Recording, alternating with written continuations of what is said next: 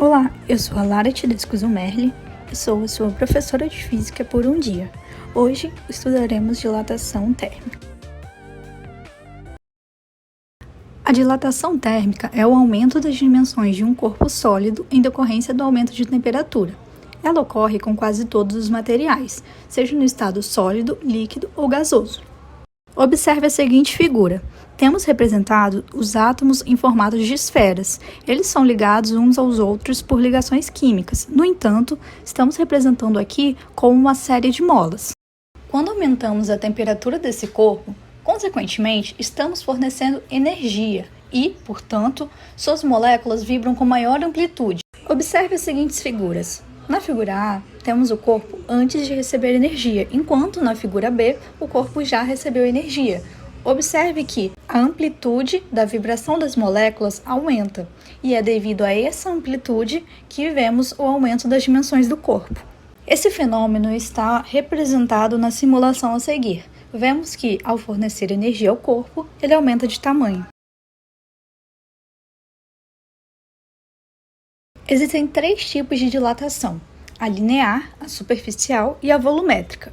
A diferença entre elas é as dimensões em que levamos em consideração. No caso da dilatação linear, levamos em conta a variação de apenas uma das dimensões do sólido. A expressão matemática nos diz que, se uma barra sólida de comprimento L0 sofre uma variação de temperatura ΔT, seu comprimento sofre uma variação ΔL, cujo valor é dado por ΔL igual a alfa L0 ΔT, onde alfa é uma constante que depende do material de que é feita a barra e do intervalo de temperaturas considerado, sendo denominado coeficiente de dilatação linear, e sua unidade é o inverso da unidade de temperatura.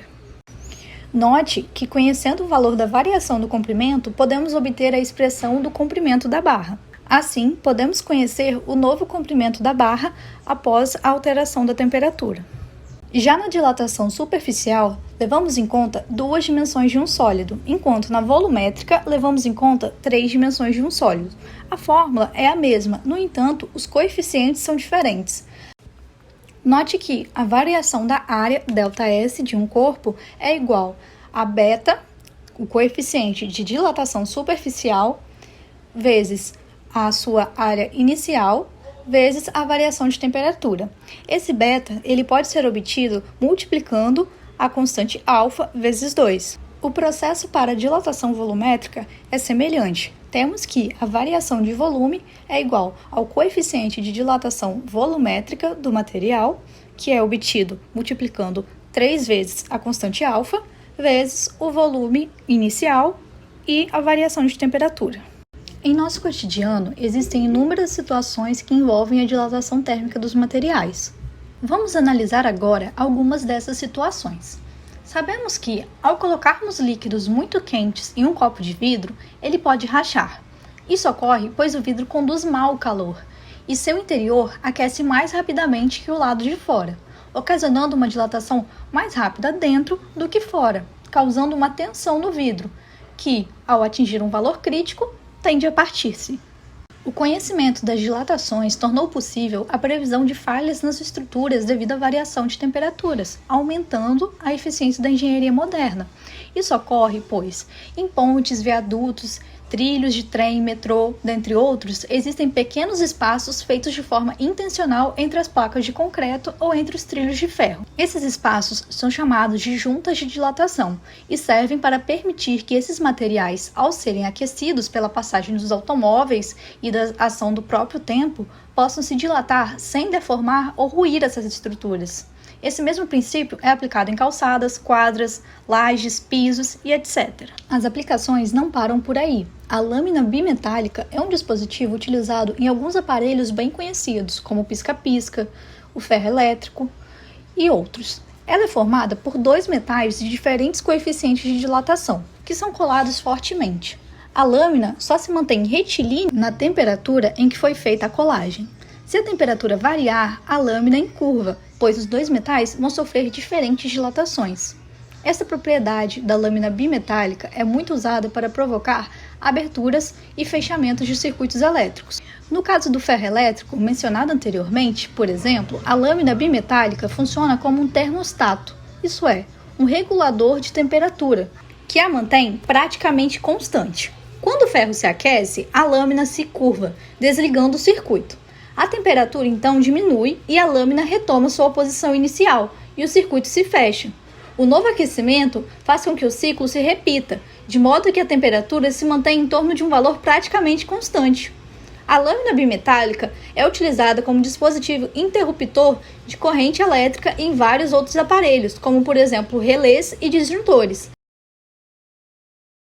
Assim como nos sólidos, os líquidos e os gases também sofrem dilatação. No entanto, não é possível estudar a variação deles sem colocá-los em um recipiente. E, com o aumento da temperatura, os recipientes também se dilatam, embora quase sempre menos que os líquidos contidos neles. Vamos agora analisar um dos casos. Se utilizarmos um recipiente cheio até a borda, com água dentro, e o aquecermos, podemos medir diretamente a quantidade de líquido que transborda.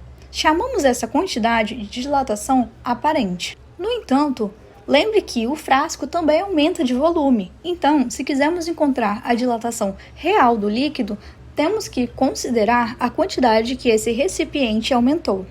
Portanto, a variação real será igual à variação aparente mais a variação do frasco. Para encontrar a variação do frasco, utilizaremos o coeficiente de dilatação do material do frasco, enquanto, na variação aparente, utilizaremos o coeficiente de dilatação do líquido.